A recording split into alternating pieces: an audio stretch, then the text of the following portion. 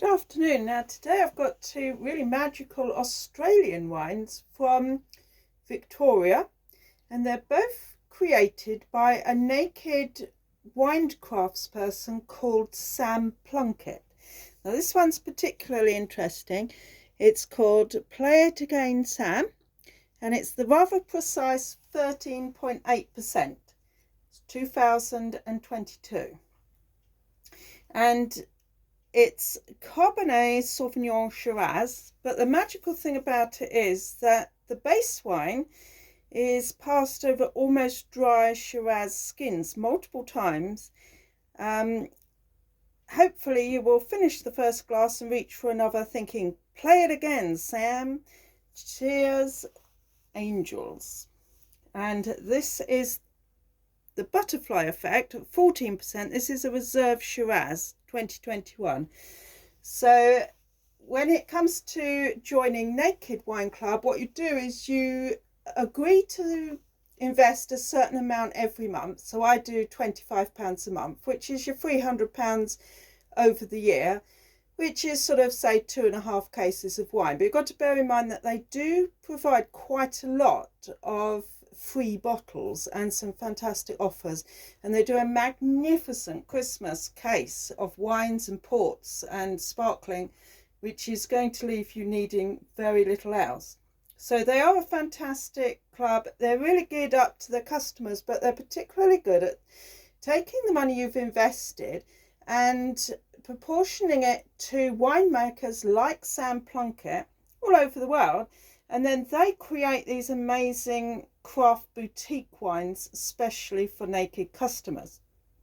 Right, so today I'm going to try out these wines in two different shaped glasses with quite different base styles, so a rounded style and a more truncated style, and I'm going to see what kind of palate we can explore over the two wines. So this is the Reserve Shiraz, and this is meant to be a kind of they're very foodie wines, but this one is more of a an enjoy in the evening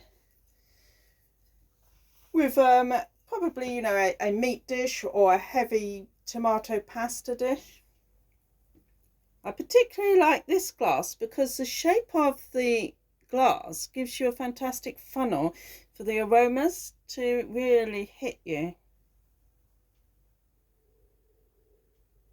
I'm getting a magnificent fruit effect with some deep dark licorice in there and a bit of roast coffee. There's a bit of lead pencil as well.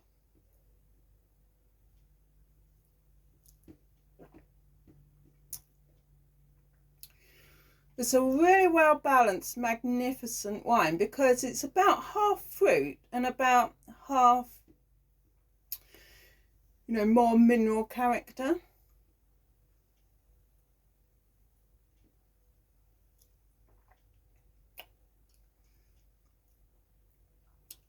It's kind of like just eating really beautiful black cherries.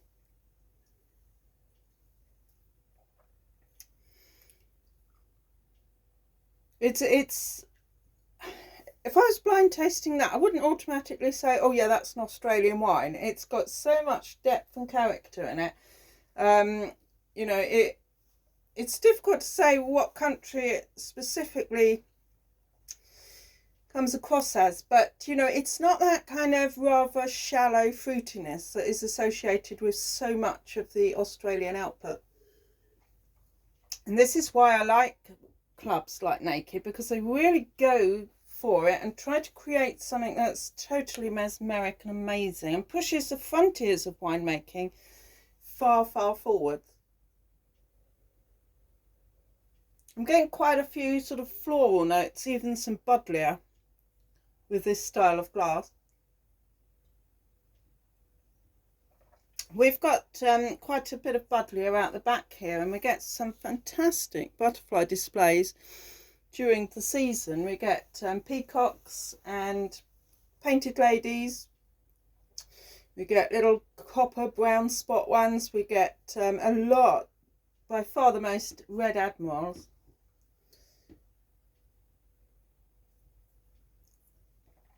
It's just really delightful on a summer's day to watch butterflies flitting around. They're so joyous and so full of life, aren't they?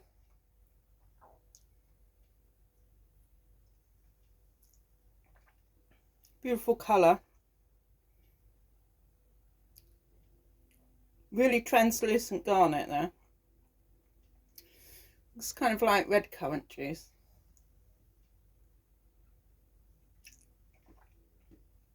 This glass is giving me a much more sort of literally well-rounded wine. And for this style of wine, the Shiraz, which is a pretty sort of potent grape variety anyway, which usually has a really good, you know, black pepper spice kick to it. Certainly this would, you know, hold its own alongside of a hefty Rhone blend. I think I prefer this glass with this sort of shape. It just brings out a little bit more kind of sharp edginess to the wine. Okay, so that is a magnificent wine. No criticism at all. Definitely very foodie, but for me that's a real evening wine. Let's have a look at this fantastic Ripassare it's called, because it's made, you know, in the style of the Valpolicella wines of Italy.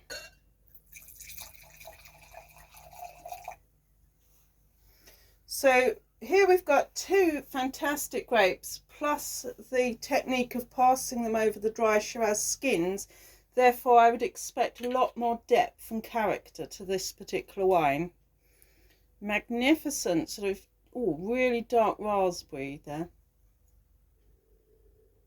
Wow, I'm really getting a lot of forest bark and saddle leather and some fir tree bark as well. Whoa, that is absolutely massive. It's like it's got a fourth dimensional depth to it.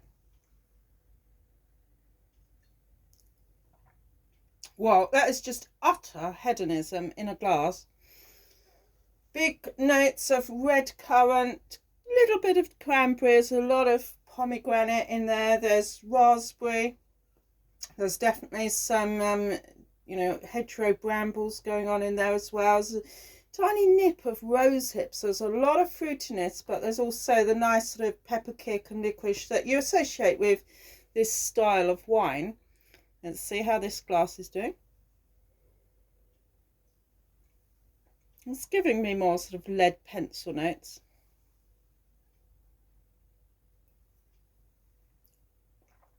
Wow, once again, it's quite incredible how this gives a real edginess, but this rounded glass rounds the wine around as well. It just gives you the sensation of a different blend. If you have these two, and you know, I mean, the colour almost gives it away that it's the same wine, but the taste profile is quite different. So you could easily mistake this for two different wines.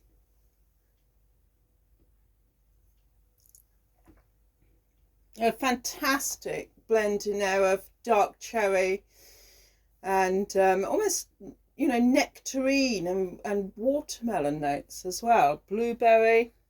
They're very fruity wines, but not in any way the sort of shallow fruitiness of cheap Australian wines that one becomes accustomed to through the supermarkets.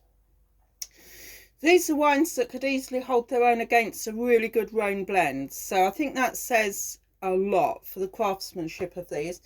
I do recommend that you do the same yourself. When you open a bottle of wine, try two different types of glass and see what you get, because don't think for one moment that the wine tastes the same in different vessels. Over the winter I'm going to be trying out ceramic and metal as well. And at one time of day, if you went to a tavern, you'd have had wine in a leathern tumbler. So I'm going to be trying out a whole variety of receptacles for wine and see what we get. But I do think these two, you know, they show fantastic comparative profiles. And in some cases I prefer one, some of the other. I think this wine was really good with a truncated glass, but I'm thinking this wine actually works slightly better with a more rounded, more sort of traditional shape of glass. I can't, you know, I cannot praise this Play It Again Sam Ripassare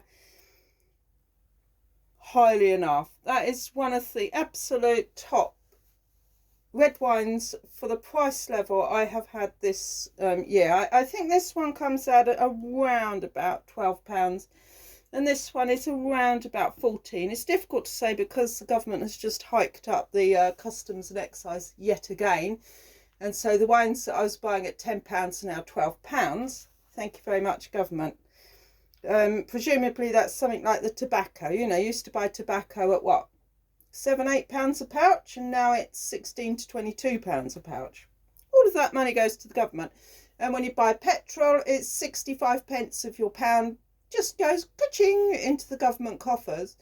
And you know, I wouldn't begrudge it if the government actually did anything worthy with the money, that they just squander it.